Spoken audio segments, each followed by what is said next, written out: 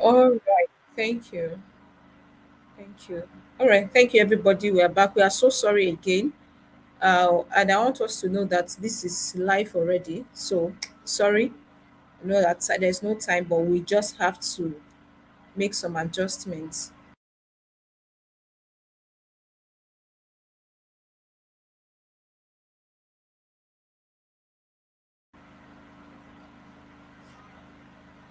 All right. So I think we are still waiting for all the participants. Okay. We have, is it Onye?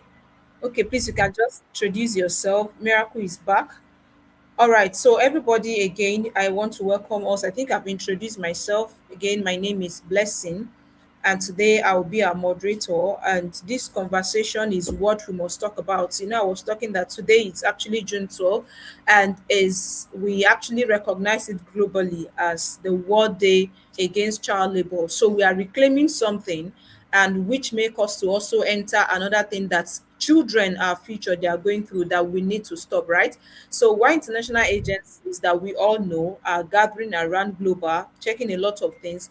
Today we'll be discussing a youth development program that will also help us, that will help our children even to be a better person, even to recognize their dignity, to recognize their identity, and to be a better person in life. So we are gathered for a direct rescue mission, right? We call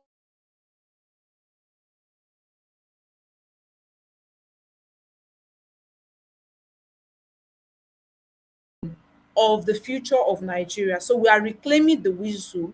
We are doing it together, and that's why we are here. We have to make the registration out so that we will know what we are going to. Because after this webinar, we are going to be going to an advocacy even into our different communities. So this is what is important this time, and I know that I want us to know that you are not here for maybe a one-time webinar. It's something that after this you make noise about it, you will advocate, you will know what these children are going through, and you will know, okay, the challenges or the state, what's it called now, the problem that we have to face if we do not tackle it. So when society see a child street hawking, or the traffic, or walking, maybe children walking around the street, at times they see it as, okay, it's normal, right? But today again, we are completely changed. Hearing from our speakers today, we do not call it poverty. In the course of our registration, I see so many of us in the question, we say, oh, it's because of poverty, because of this. But I want us to know it's because of identity theft. So what we call it, we do not call it BI, do not call it poverty. We call it identity theft. So it is a systematic theft of a child's educational life, their leadership potential, and their fundamental rights to be a student. So I welcome us once again to this webinar. It's going to be a great conversation. BRE, well, that's Bridge for Inclusive Education. We are welcoming you once again. Actually, this is one of its kind, and I really appreciate us for registering. Just so our goal today is actually very simple: is to hear about this identity and to know how to put in the red card. You understand? So we will be going as an ambassador after this program, to be an ambassador to show the red card. So we want to equip us, we want to show us what to do. And that's why we put in the registration out. We selected us so that we will know how to be active in this communication, to be a referee in this talk, and also to blow the whistle. So again, I'm welcoming us to this webinar. It's going to be engaging. So because of time, I'm going to be welcoming the first speaker, and sincerely, you guys just need to get ready for that. You need to get ready. But before I introduce that, I want us to, this is just a brief rule. I want us to keep our mic muted, right? I want us to listen. And if you know that there are other persons that are registered, they are not here yet, or maybe we missed the link, sending the link to you, you can just forward it to them. Or you can also do well, put it on your status or anywhere so that they can join. So I would like us to be muted, as I've said. I think I'm hearing something already, and I would like us to actively uh, pay attention, because after their speech, we are going to be asking questions. Anything we want to ask, we will have the opportunity to ask that. So I'll be going. calling the first speaker now, but I request the brand to show the project the bow of our first speaker so that we all can um, before we introduce brand, please can you project that?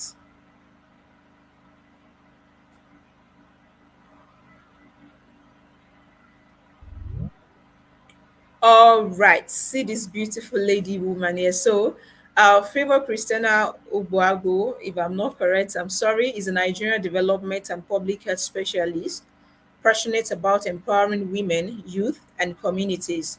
She leads advocacy campaign, coordinates youth leadership programs, and drive initiatives that strengthen health system and promote equity.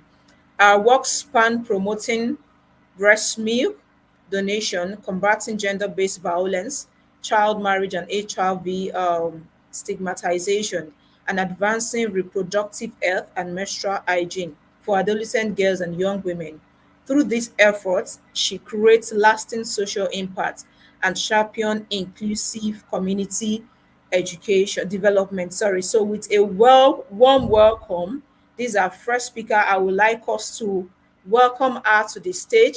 She'll be our first speaker today. So I would like us to welcome her with her emojis, with her everything. Today she'll be speaking on the theft of potential, understanding child labor as identity theft. So this session is designed to help us map the real world impact of this crisis. So please welcome to us to the podium the lead advocate herself. I call her that. Favor Christiana.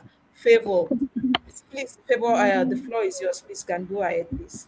Thank you. Thank you, Blessing. Can you hear me? Can you guys hear me? Yes, you can go ahead, please. Yes. All right. Please pardon me as I may not be able to put on my video. I have a child with me that will eventually distract me while my video is on. So sorry about that. Blessing, please. This hype you're giving me, I just hope it's real because I'm even asking myself, have you gone through all these things you're saying? Was real. All right. Good morning, everyone. But first, who is projecting the slide? Because I'm using my phone so I can have my slide on the deck. Okay, And okay. thank you, Blessing, Okay, it will be for projected introducing now. me to this meeting tool. If you had not told me about this, I don't know. Probably later on, it will not be today. I would have known, but thank you for bringing this to my notice. At least we learn every day. Thank you so much, guys. So, good morning, everyone. Thank you to Bridge for Inclusive Education and New Development Initiative for organizing this important program and also inviting me to share the space with such passionate people like you. So it's also a privilege to me because we're doing three in one stuff today. Apart from the Democracy Day, we're also looking at commemorating the International Day Against Child Labor. Before let me see if the slide is okay. Good, thank God. So before I proceed, I really want us. I like being realistic when I'm teaching. So, and I love the fact that what we are looking at today, it's something that all of us we can't say, even if you're from the elites or you're not, you're in middle class. I think now the state of Nigeria is there's no longer first class, middle class, and lower class. It's now just either you're at the upper class or you are at the lower class. The middle class, they don't longer exist anymore. I don't know if you can understand that because of the way the economy is going. So, irrespective of the level you are in, whatever I'm going to speak about today, you can't deny that you haven't seen such because we're dealing with children. It's not just in northern Nigeria where I'm based, it's something you can see everywhere. It's so evident, like it's everywhere. And thank God blessing has urged us to become ambassadors, not just because of this program, but as a daily lifestyle. So something we don't want to keep seeing. So before I proceed, I would love to ask a question, and please you can use the comment section to drop your own ideas. So sorry, can you guys hear me now? Can I be heard, Yes, please? yes, we All can right, now. all right, We all can right. now. Yeah, Sorry. can go ahead, please. Okay, so I really want us all now to think about a child you've seen recently, not your niece. So I know your niece or your nephew are looking good, or even your own children are looking good, or your uncle's children are looking good. I really want us to think about a child seen recently on the street. Maybe you're Yes, we going at can the hear you bus. now, Fibo. You can go ahead. But I think your network is also. Can you hear me now? Because I've been speaking a long period of time. Yes, we can hear you. All right, great. So Yes, we I can really, hear you. We can hear so you. I want us all to think about a child you've seen, not your relative, but a child you've seen on the street. Um, Maybe a little girl carrying tray of granuts, akamu. Sorry for those who are not Nigerians. Akamu refers to pap. Pap. Oh, I don't know the English name for pap, but it's more like a series that we have in Nigeria that we give to babies, most especially. Think about any of those kids you've seen recently doing this under the scorching sun. In Kano here, we experience heat as high as 42 degrees Celsius. Or think about a little boy, 12, 11, pushing wheelbarrow at a construction site or even at the market. Or think about seeing these local canteens, seeing a child washing plates in the restaurant, and you can't do anything about it. So I want us now to use our chat, the comment section, to tell me, please, everyone has to participate. I don't like my session to always just be me talking, because I want to learn from you also, because to me, no one is a monopoly of knowledge. Like, no one has everything all. I have to learn something from you whenever we have a conversation. So I want you now to use the comment section to tell me, what do you see when you see such things playing out? What do you see? How do you feel? Please, everyone, let me do good use of the comment section. I don't have time. I know B Brand is on this call. Chukwemeka is on this call. Some persons that refuse to rename themselves with numbers, they're on the call. So please tell me what you see, how you feel when you see these children hawking, when you see them washing plates at a restaurant when they're supposed to be in school, when you see them hawking pure water. Yetunde says she feels sad and heartbroken. Of course, if you're a human being, except your heart is made of robotic steel, if you're a human, you're supposed to feel sad and heartbroken. Chidi says he sees suffering and feel pain. Blessing said enrage. Miracle says I feel really sad and my heart goes out to them. Miracle, that statement, my heart goes out to them. I'm going to flog you with a cane, because your heart is not going out to anybody. Because if your heart is going out to them, you're supposed to take them off the street, but it's not your power. That's joke aside. That's joke aside. So now, for me, whenever I see such a thing, I really want to go back to the policies we have when it comes to child labor to understand how can I come in. And that's why I love what Blessing is doing. She's enlightening all of us towards this to see how we can also join to ensure that the implementation of the child labor law it's actually um, fully implemented. B Brand said I was really a victim of that while growing up. I can share in that, B Brand. I can. So today I really want us to explore a perspective that is rarely discussed. I want us to see child labor not only as economic issue, but as something you should take as part of you. The way you feel complete when you wake up in the morning, your routine of brushing your teeth, your routine of taking your bath, some of us that do, and your routine of looking for daily means of survival. This is how you should also see the child labor. And interestingly, Blessing gave me a topic to digress, which is ending the identity theft of the Nigerian child. For me, the identity theft of the Nigerian child, ending it is looking at you stopping the denial of a child to the opportunity to learn, dream, explore, grow, and even become something. So those children you've seen that you've seen daily, they may never have the opportunity to grow. They don't even know what cup is ongoing right now, except maybe by peradventure they just hear people discussing about it. They don't even know that today is Democracy Day because they're not in school. But their peers who are in school knows about this.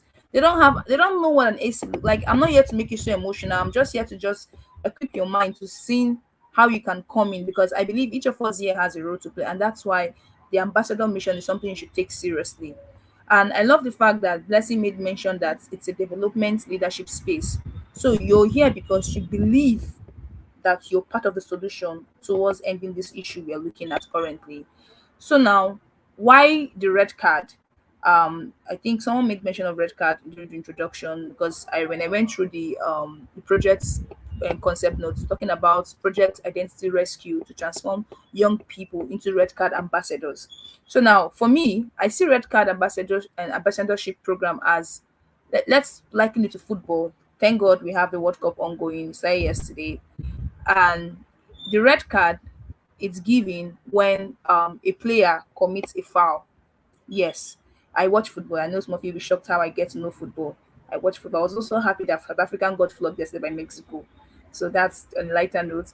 So a red card happens when a player commits a foul and the referee on that game does not negotiate, especially if it's a true and fair referee. So he or she does not pretend not to see it. They don't look away. They actually immediately blow the whistle and raise the red card with their hand. And what is the message that is being passed after this red card comes is being shown? It shows that this behavior cannot continue. And the same way, child labor is a foul against childhood. Liking childhood to the football game, and then likely child labor to the misbehavior that deserve a red card. I don't know if I'm making sense to you. So child labor to me, please the next slide. I think I've moved to the next slide. Child labor to me, it's more of violation of child rights, violation of child dignity, and a violation of a child's potential. So as red card ambassadors, your responsibilities, number one, aside from recognizing what you see on the street, which is this violation that takes place, you're also supposed to challenge them. That's why I said to Miracle that you cannot say you share, your heart goes out to them. How is your heart going out to them? What do you do? You're supposed to challenge them when you encounter such. I know not everything is money, but you using your voice, you can even take consent of assent of that child because children can give consent. Take picture. Use it. We have social media that's giving us platforms as a way of our speaking engagement amplifier. Use it to speak about it. Speak about the injustice and liken it to the labor law that we have currently on ground, the child labor law, and then call out the government to say this is what you promised us, and this is what I'm seeing on the street. What happens to the fate of this child? And sometimes I believe we all remember because an adult you see today is was once a child. So whatever way that adult thinks today, even if you say yes, as you grow on, you unlearn, you relearn, you choose, use a choice you have to make, but you don't fail to forget that majority of what I become today is what I've been through as a child. Don't know if I'm making sense to you. So you don't expect that child to grow up as a sane adult. You don't expect that, even though we keep saying you're responsible for your actions as an adult. But somehow our childhood upbringing has a role to play in how we become tomorrow. So as red card ambassadors, it's a responsibility to recognize this and challenge it. You have to. When people see the phrase of identity thief, what comes to their mindset is criminal stealing from the bank, but someone stealing from a bank account or someone pretending to be you, impersonating you. But the thing is, can someone identity be stolen without stealing their name? It's a question. Can my identity, favors identity be stolen without stealing my name? Or can my identity be stolen without stealing my documents? I believe it can. Someone can take my identity even without taking my name, even without even taking my documents. It's because identity is not merely who I am today. I'm still going back to childhood upbringing. It's about who I'm capable of becoming. We are all here on this call. One way or the other, we've been shaped by things that brought us to this day today.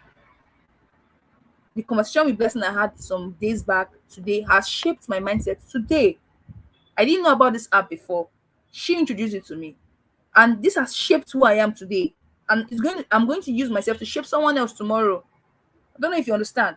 So identity is not basically who I am, it's who I'm capable of becoming. So imagine a child being born with possibilities, a child that has dreams, a child that has talents, potentials, that has purpose. And this is what identity defines. Like identity is all about your dreams, your potentials, your talent, your purpose. And then this same child spends years selling goods, hawking, or being subjected to child labor instead of attending school when necessary, of course the identity will disappear gradually. There's no hope. Honestly, there won't be hope. The identity of that child will disappear. The identity of him being a dreamer, of someone being having a purpose, of someone having talent, gradually, it's going to disappear. And guess what will happen? A new identity will emerge. And what's new identity? It's going to be a laborer. He or she will be a worker. He or she will be a survivor, depending on what they see out there. And that is why I describe I describe child labor as identity thief. That is simple way I call child labor. Child labor to me is what I call identity thief. It doesn't just steal what a child has. This thing actually, what's the word? It steals what a child could have become in the right way. Now, looking at Nigerians' reality, please move to the next slide. I'm taking the data from the Nigerian labor survey that was taken, I think, in year 2022. Yes, no, blessing the next slide is the place I had some data. Okay, let's start with that one. Okay, this is better. This is better. Thank you. From the labor survey, I found out that approximately 24.6 million Nigerian children between the ages of 5, just imagine 5 to 17, are engaged in labor law. What are the examples of such? People get married, number one, and along the line they give birth, and maybe they're working parents or working spouses, and they can't actually cope with the new adjustments, with the new expectations, and then the next they reach out to the relative or not, and asking that, do you have somebody that can help? And then the relative, that's where it pains me, because of this attitude of subjecting less than 17. I would say 17 is fair, because at 17 nowadays they already can make decisions. But you pick a child from 5, 6, 7, 8 to become your house help. I have a very big issue with that. I have a very, very big issue with taking a child less than 17 or 18 years to be your house help. And if you check, it's common everywhere. It's really, really common everywhere. Like, and on your screen, you can see 24.6 million Nigerian children between the ages of 5, 17 are engaged in labor law. So just imagine that this number is larger than some populations, like in some countries, that some small countries we have around the world. And this number, it's bigger than their country population. And it shows that instead of children to be spending most of their formative years in a learning environment to nurture their development, they're looking at how to become something else that threatens their physical and their mental well-being.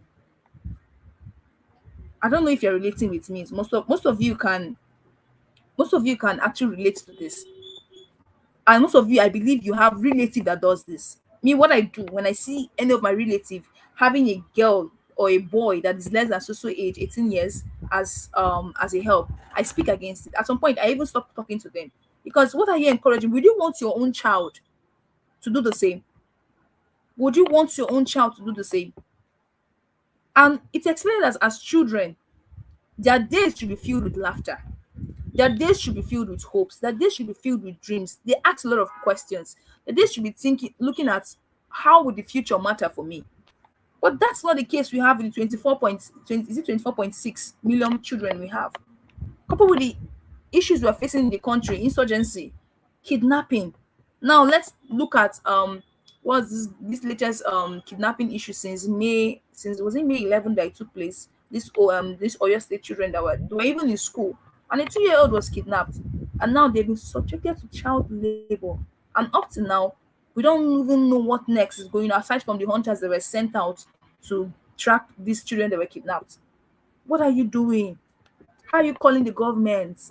We have a child labor act. What are you doing with the policy? How are you using your social media to call on the government, tagging the responsible authorities? Or what awareness creation are you doing for parents to understand that this attitude of, I know you want to help yourself, you want to adjust into the new life you found yourself, but the attitude of subjecting these children, sending them to work, it's bad.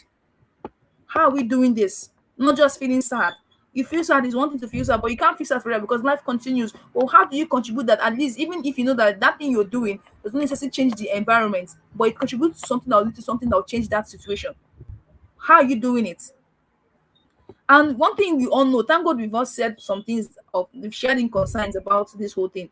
Child labor does not happen like it happens everywhere. Like it does not happen at a particular space in time. It happens in the market, it happens on the road, it happens even in it happens in the workshops, it happens farmland, like it happens in factories. I've seen some kids working in a mechanic shop, and I feel bad whenever I go to a mechanic shop and I see some children entering under the car. They tell me it's entrepreneurship, is learning skills. When this child is not going to school, when this child is not in a technical or science government school, at least now it's affordable. And the tragedy that comes with this kind of thing is we have stopped questioning this. It's normal. We've seen everything normal. Children selling oranges, we've seen everything normal. We've seen kind of we telling them that there's this phrase somebody always tell to me that life is not easy. So if you just come this world, you have to hustle. But I didn't ask you to born me. So I'm just trying to speak as a child. I never asked to be born. You brought me. I understand things are not fine, but why is my country not having good systems in place to ensure that if things are not fine with my parents or things are not fine with people around me, why can't I have access to good amenities? Why can't I have access to good mental stability? These are the questions I believe these children are asking, but they cannot ask. I don't know if most of us have seen kids that even know currencies more than you, that even know calculations of money, that even know how to price more than you. I don't know if I've met some. Sometimes I become so baffled, I become so ashamed that this child is not knowing what he's supposed to know at the right time. And then looking at the psychological impact, please the next slide.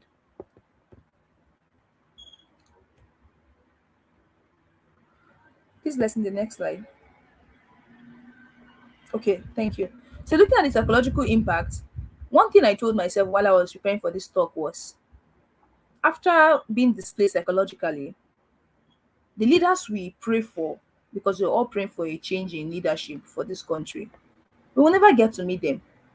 We can't. Because these children are also part of the adults we see in the next generation, right? And we hope that we have a change of leadership. We hope that we have doctors who will stay back in the countries. We hope that we have engineers who will construct things, scientists who will find a lot of new ideas or find these teachers who will invest their time to teach. They also contribute to the number that is reducing. Like if you're supposed to project like in the next 10 years, we should have like 10% increase in social profession. We might not achieve that because we did not invest in that 10 years back, which were these children, which is among the 24.6 million. We may never achieve that. And one thing this guy always says that I love, what's his name? This chess lord, Tunde Onakoya, he always says that talent is universal because I was watching one of his interview where he was talking about why he had passion towards taking kids from the slum to teach them chess. So he said, talent is universal, but opportunity isn't. So imagine if you have all of us on this call are also Onakoya's mindset. We have that mindset in terms of we know that opportunity is not universal. That is, everyone has a talent, but they don't have access, equitable access to showcasing that talent. And we say, okay, I am. Let me start making way to see how we can actually pave way for these people, these children, to actually showcase what they have, give them chance to showcase what they have. If all of us on this call can do this, I bet you Nigerians' resources will be better off. Nigeria will not suffer from what we call lack of talent. In short, people will become what we call the international exchange country. Instead of us traveling to do exchange programs outside, people will be the one coming to us to learn. So I'm just using this presentation as a wake-up call to the ambassadors in this program because I've told you child labor is identity to me. It's simple as short. And one thing I've understood that whenever we do something, an action has a way it affects the economy. Yes, you may think yes, you contribute to the Nigerian economy. You do. If you don't move, if you move, you still contribute to the Nigerian economy. So think of the action you're taking that will have a good effect or impact on the Nigerian economy. If you think this child labor does not affect you, it affects you. If you think that if children miss their education, it does affect you because when they miss their education, you never can tell if you will be in position to need their help tomorrow. And unfortunately, now we've had cases of hospitals failing down, people get admitted or rushed for emergency, and the system failed them. It's because we have less hands, we have less resources.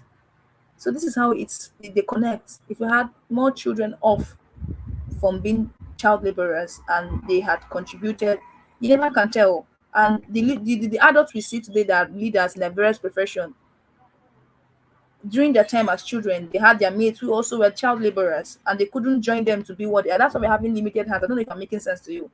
So I'll keep repeating that we all have a voice, we all have a hand in creating a solution to this. And one thing I understood is if a child misses education, they miss the opportunity to build their skills. And without skills, economic opportunity becomes limited, as I've just mentioned. And without economic opportunities, poverty continues. And when poverty pushes another generation into child labor, the cycle repeats. I'll go back again. When a child miss education, they miss the opportunity to build their skills. Without these skills, economic opportunities become limited. And without economic opportunities, poverty continues. And when poverty pushes another generation into child labor, the whole cycle repeats. So this should be a wake-up call telling you that child labor is not just a family issue, it's our issue. It's everybody, it's a national development issue. Have you not seen countries like Japan, China, South Korea, where children are being taken as like the eggs that have not been cooked? They invest their time in this kit. Are you not seeing the nation's economic growth? They contribute to it. So I would say this: Nigeria's future is not in the hands of the leaders we have now. Nigeria's future is in the hands of every child who sat in the classroom today or who is going to sit in the classroom tomorrow. Me and you on this call because we went to school. We had access to opportunities. We're here saying things. So if you have more numbers out there not doing what we are doing, not undergoing the phases we're going through to become who we are today, we're going to suffer. We're going to collapse as a nation. So I don't know if I'm making sense to you. So the first step to make it, I know most of you may ask the question, how do you raise awareness? The first step to do this is you notice something. I just said earlier, you notice something, and for you to notice that you are aware, you see a child doing what's not supposed to do on the road or whatever you find yourself, maybe in an event, say a child serving, being a server, you are aware. It's simple as being polite as taking a step by trying to understand why that child is there. And the next thing, see how you can diplomatically commit yourself. Because I know why I'm using the word diplomatically. Don't make them see as you're not their savior. You're just trying to be a bridge to connect them to where they should be. So see how you can diplomatically commit yourself or become an advocate of someone who refuses to remain silent to see how this thing can stop. It could be in clearer, simple understanding or clear scenario. It could be, okay, I want to understand why this child is not in school. What are the issues? All right. Is there anything that can be done? Like, is it that this child can't go to school? And then you encourage people. There are government schools around that in Kano, I think what they pay every time is 200 naira. They give a uniform, everything. These children can go to school. Encourage them to also go to government schools. We are not up of the same equal hands that everyone can afford everything, but at least we have systems in place that ensures that these children can have access to school. But some persons have tried to take advantage of this whole setup. And when we say the government is failing, they just want to also involve both what should be have been done to contribute back to the government is failing. Sorry for that. So necessarily, you don't need a title, you don't need to be wealthy. The only thing you need as an ambassador is you need to have a courage. You need to tell them the effect of this whole thing. History is always being changed by when people choose not to remain silent. Yes, if you choose not to remain silent, your name will be on the sand of time. I'm serious. And how do we reclaim? Because I saw on the program title, Reclaiming the Whistle. How do you reclaim the whistle? For me, reclaiming the whistle is you spot what you see daily. When you spot, you speak. When you speak, you signpost, you let them know that you've seen it. That signpost, you make them know that I have seen this thing. And you stay, you get involved, like try to see, okay, how far this thing is going. And then you try to ensure that there are available support systems. So now it's now your knowledge to actually research, to read, because if you are doing this kind of thing, you need to know what's on ground. You need to know where there's a gap. You need to understand, okay, what is the available policy document for these children? Okay, what is working, where I am, like where I'm located, what is working, research, are these things existing? Are they functional? This should help you. I think one of the take home you should take today is I need to go back and see what works, what is working in where I belong in the state I am in. Like for me now, in Kano State, we have the child protection bill, that's the CPB that has been passed. I think it was passed like 4 years ago, but unfortunately, it's not been full and strongly implemented. We still have the alamajiris on the streets, but you have that policy, and with the government, the new government, that's the current governor, they've put in place schools. They've innovated a lot of schools, and the only thing now they need is to push back children back to schools, encourage parents. Children should be in school and at this time, not out on the street hawking for you. So you need to go and check what has been done, okay? Because you're calling on the government, and what if you're wrong, calling the government the wrong way? You need to know where you need to call the government in as an advocate. And one thing I'll always tell people is that if you want transformation, if you want result, you need to be consistent. You need to be very, very consistent. So in conclusion, I just want to leave you with a picture of you as a child being at several crossroads. When I mean a crossroad, that's a zebra crossway, and one of the zebra crossway that has like a T junction that leads to different paths, which is one leading to education, one leading to opportunity, one leading to growth, one leading to purpose, and one leading to exploitation. And the rest you can imagine when it comes to exploitation, that's limited choices, lots of opportunity. So imagine that if millions of Nigerian children take the direction, like take any of this direction, that's either the good one or the bad one, this is going to affect the adults or the community we get to see in the future. So one thing I will leave you all with today is you have a role to play. You are the person who will notice, you are the person who will speak, and you're the person who will act. These kids can't reclaim their story without you being a red card ambassador. Just remember the red card position in football. And I know that we are also, some persons will tell me I grew up that way, nobody did for me. And that is why you are here. That is why you are here. You're supposed to help someone. That is humanity. That's development work. That's what it's all about.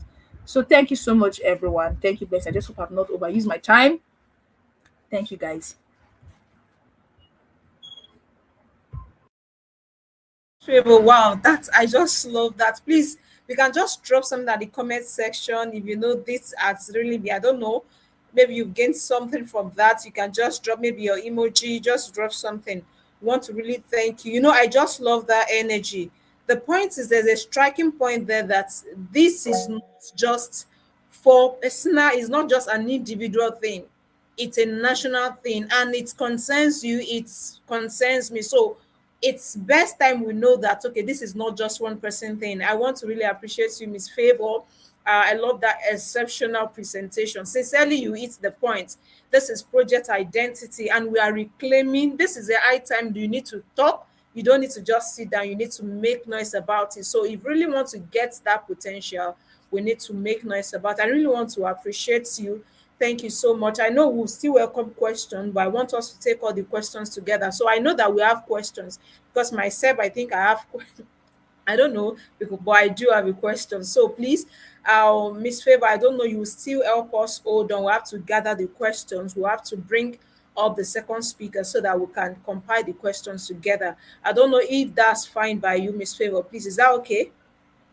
Okay, wow, thank you. So I know you will be here. Like she loves children so much, and one of that is just to make sure that they grow. That's one of I think our responsibility and what she loves doing. So it's okay. She was here, she's going nowhere. So thank you so much, everybody. I believe our questions, just write it down. If you want to forget, you can drop it at the chat button. You can just drop it anyway so that we can pick it up. So when it's time for question and answer. So this is the this will be having our second speaker, and this is another time that we want to actually move into action.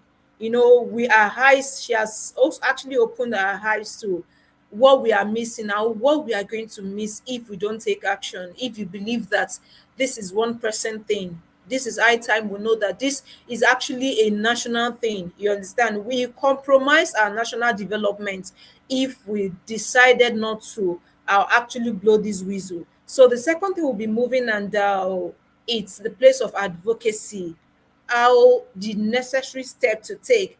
You understand? I think she has touched that a bit, but now we want to also actually hear from another speaker. I would love B Brand to help us project that, please. So this is another section we are going to actually hear a brilliant. I don't know when okay, yeah, I think we have it here. So we have this I don't know what to call her, but she's a friend and also a colleague. So we have Blessing Iriaka is a journalist. Permit me to mention this. There was a we worked together before, and there's something we do like maybe a presentation. We call it BBI. BBI means Blessing Bodude and Blessing Iriaka. So we are together. So, Blessing Iriaka is a journalist and advocacy officer at Center for Social Awareness, Advocacy and Ethics, CSAE.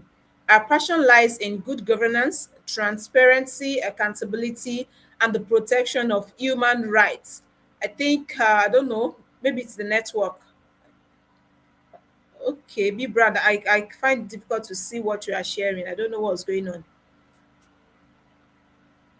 Okay, thank you. Over the years, she has led community outreach and media advocacy campaign. Wow. I don't know if the network that is affecting us from here.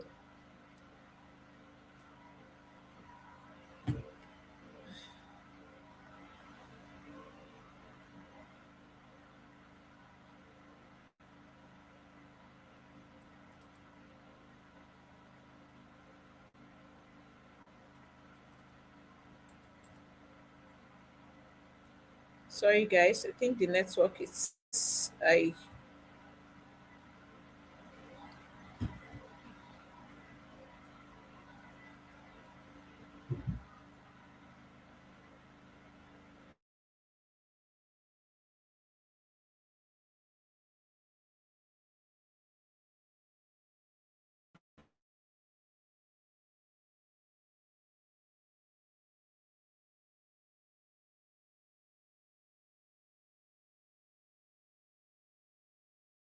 have it.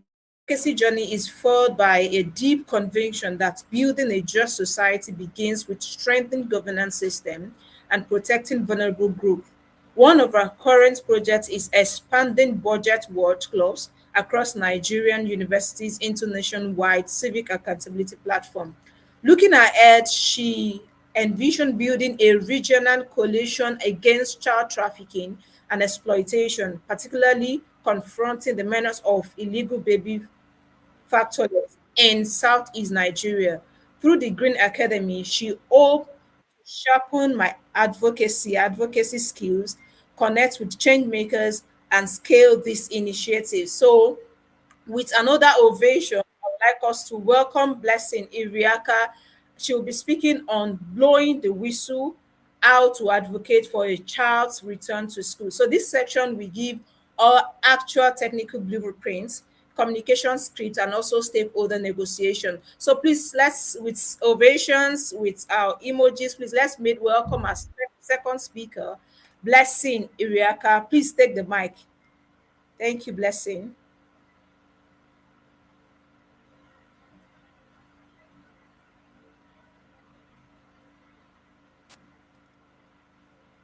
Good everyone, can anyone hear me? Yeah. Yes, we can hear you. Okay, thank you so much. I'm so sorry, network is fluctuating here and I wouldn't be able to use my camera It's okay, blessing.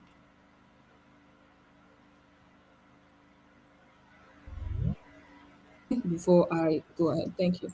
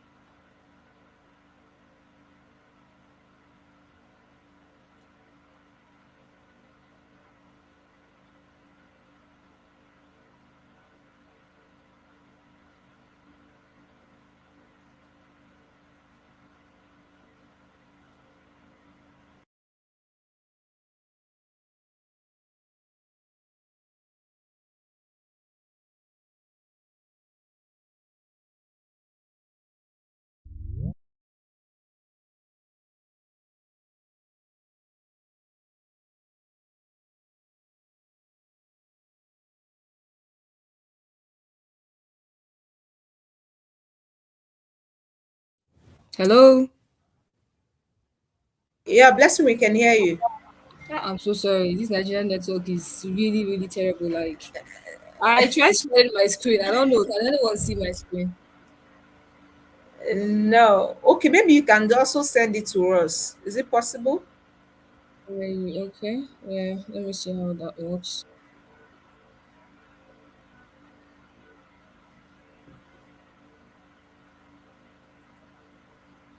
Okay, it's fine. I think because of time, I will just try to run. We can see Why? your screen now. Oh, okay. Thank you so much. Okay, I really want to say thank you to the organizers of this particular initiative or this webinar, the Bridge for Inclusive Education Foundation. Thank you, Blessing Bodunde, the executive director, for giving me this opportunity to be part of this important conversation as we commemorate the International Day Against Child Labor. And today I'm going to be discussing blowing the whistle, how to advocate for a child's return to school. Just like we've already seen in the intro, my name is Blessing Iraka. I am a journalist and advocacy officer with CSAAE. So, Favor has already said everything. I really don't know what is left for me to say. She actually did justice to that particular topic. Can you hear me? Yes, we can hear you, blessing. But I Okay. wish this network can help us so that we can see your face a Like bit. seriously, like so Favor actually did justice to that topic. She said almost everything I wanted to say, but nevertheless, I'll just try to give us one or two things. So I want us to understand that when we talk about child labor in Nigeria, child labor is multidimensional.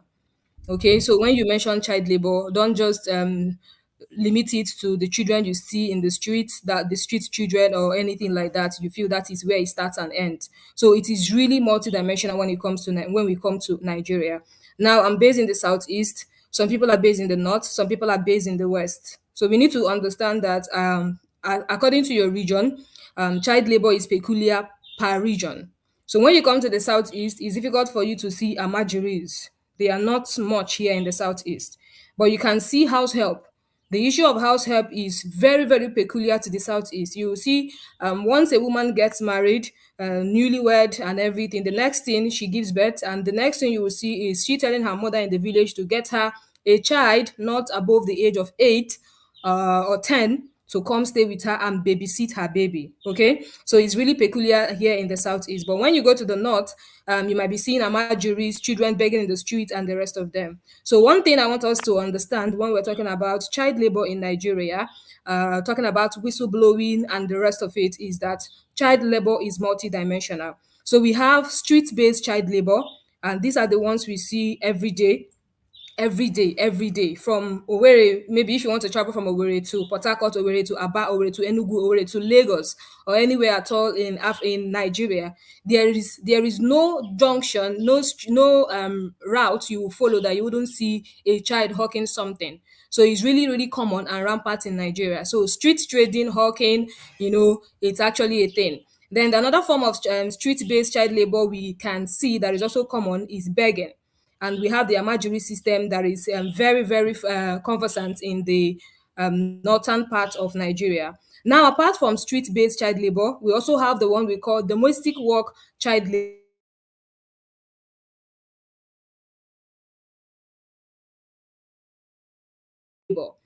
Because sometimes we often overlook this one because it is done inside. It seems we see the one that is done outside more than the one done inside. So in the one of the domestic work and hidden labor, we see house help, we see children cooking. I think Favor mentioned some of them. You go to a restaurant, you see a child of 5, 6, thereabouts, washing plates, running errands, and the rest of them. And then we see them as normal. It's a norm, okay? She's helping her mom, she's helping her dad, she's helping her aunt, so it's normal. But we should also know that this is a form of child labor. So I'm just trying to open our minds to the forms of child labor so that we won't limit our head or our minds to a particular one, or the one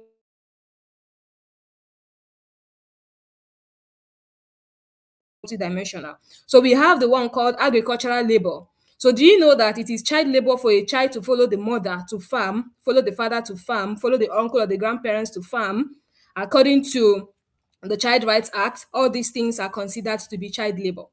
Okay, so there's this one called agricultural labor, where children are involved in agricultural activities. You see them planting, harvesting, carrying loads, even allowed to apply pesticides and the rest of them, rearing animals, cattle, and the rest of them. It is a form of child labor.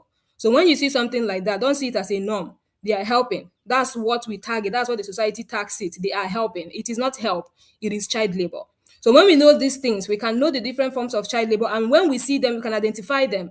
Because if just as we don't have time, I would have actually loved this particular session to be very, very participatory, and we are going to discuss and it will be very, very participatory. But because of time, I'll just be running very fast. So if we are asked the forms of child labor, some of us will just limit it to street children, maybe housemates, and the rest of them.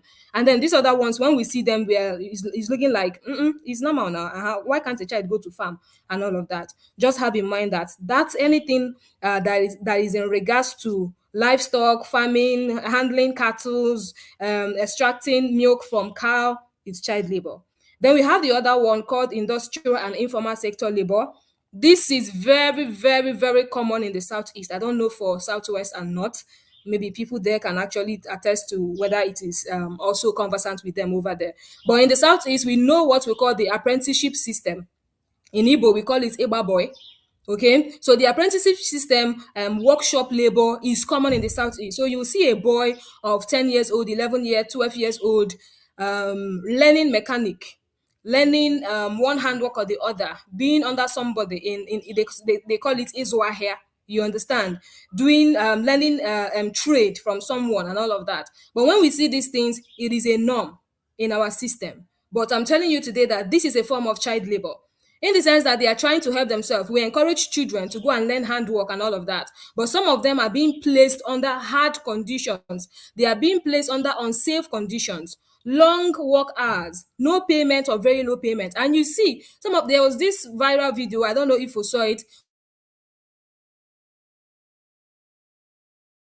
the inhuman treatment the oga so to say actually melted on that particular boy. So these things are forms of child labor, and this particular one is called industrial or informal sector.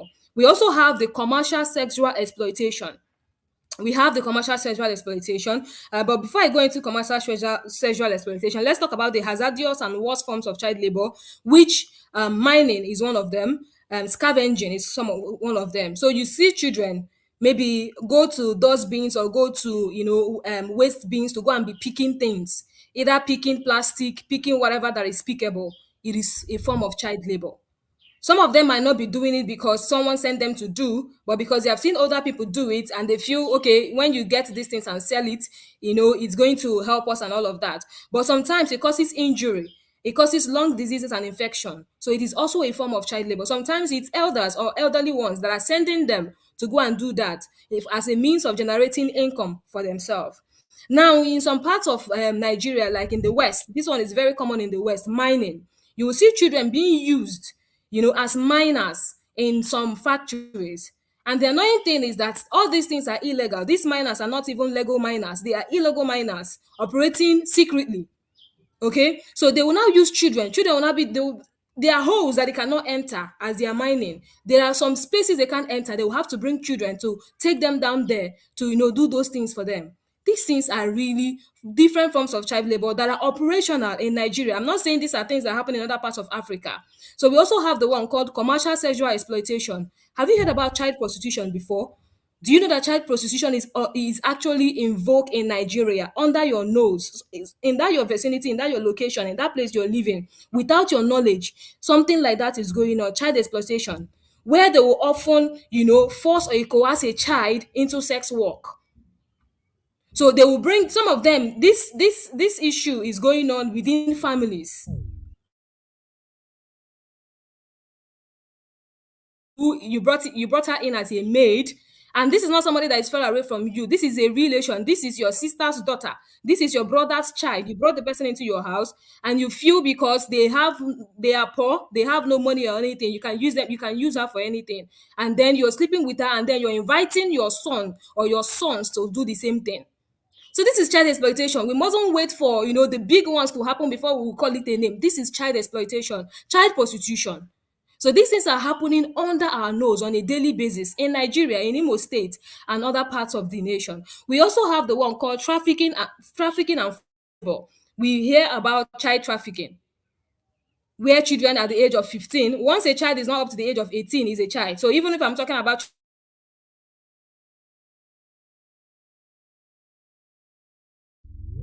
children at the age of 5, 6 that are being molested, harassed, or embarrassed, these are the ones that are going through child labor. No. Any girl, any boy at the age of 16, even 17, that is going through an inhuman treatment is undergoing child labor. So we shouldn't, because that's one mentality. There was a case we handled in our organization about an advocacy case of a girl of 16-year-old that was raped and the rest of them. Then the thing we were hearing from community members and the rest of them when we went to that community was, she's 16 now. Is she a small girl? Sweetheart. All of those kind of comments that will even make you want to, do what you're not supposed to do, even that is against the law and all of that. So people believe that when we talk about child labor, someone that is at the age of 14, just because she's growing big, she has big this and big that, they feel, no, this one is not a child. Children are just those that are 5 and 6. It's a lie. Once she's not up to the age of 18, once he's not up to the age of 18, she is a child, and we must protect their rights. So these are the different forms of child labor that exist.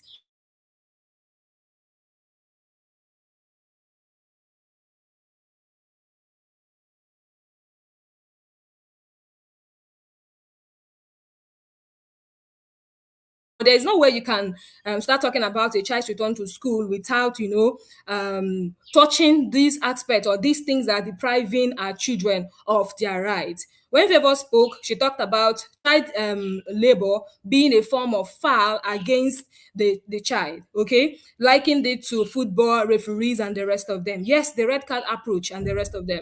So just like she mentioned yesterday, Mexico played against South Africa, and we saw how, for some people that watched, we saw how the ball went, although I'm not a football fan. But, when you're scrolling on social media, there's no way you will not see one or two that happened during the ball yesterday, given the fact of what is happening in South Africa against Nigeria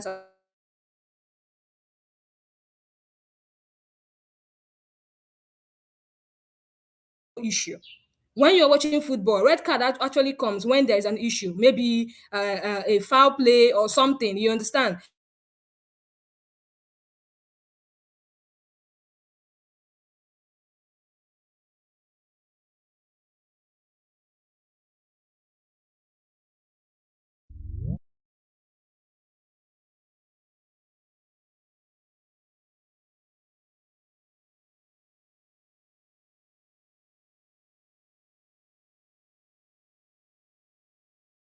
And they are also preparing us to take this advocacy into communities, into take it to our stakeholders to see if there will be policy reforms that will actually benefit the children. And just like Favor said, you can't start fighting for a cause you don't know nothing about. You can't start advocating for against child labor when you don't even know what child labor is and the forms of child labor. So that was why I had to take us through that part. So before we go ahead, I want us to see something. Okay, this was an article that is the International Center for Investigative Reporting in 2019, and this article was done against Friesland Campaigner. Friesland Campaigner, they are the producers of pig milk in Nigeria. But let's watch